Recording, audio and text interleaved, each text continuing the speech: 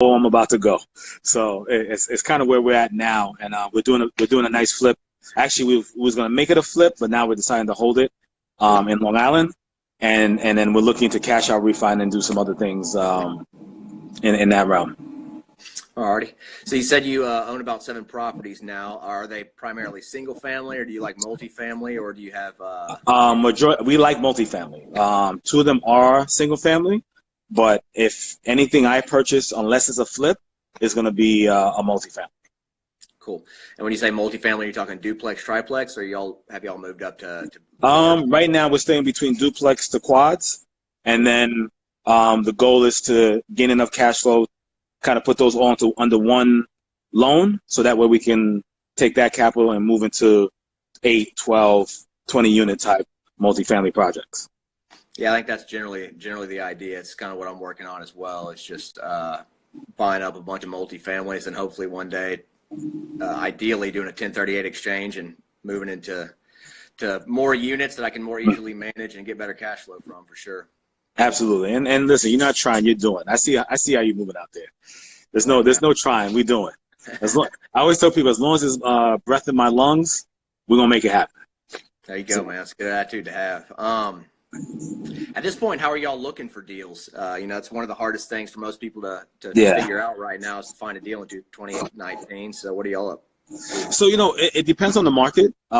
In New York, it's a little more difficult to find a deal that makes financial sense as an investor. Like if if I was an end user, it'd be different. But as an investor, that was sourcing from either friends and family, sometimes wholesalers, occasional realtors who understand investors, which is the key part.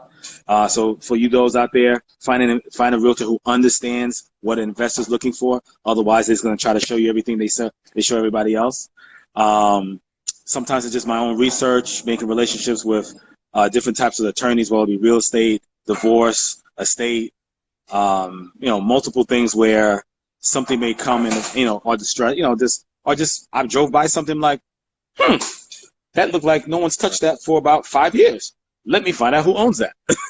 And seeing if they're willing to sell it, or what, as long as they're being reasonable and things of that nature. Like for instance, there's a deal that 2 of my guys and 2 of my partners were working on. It's a situation where a friend of ours, the mom owned the home for quite a bit of time, but just fell behind and fell on hard times.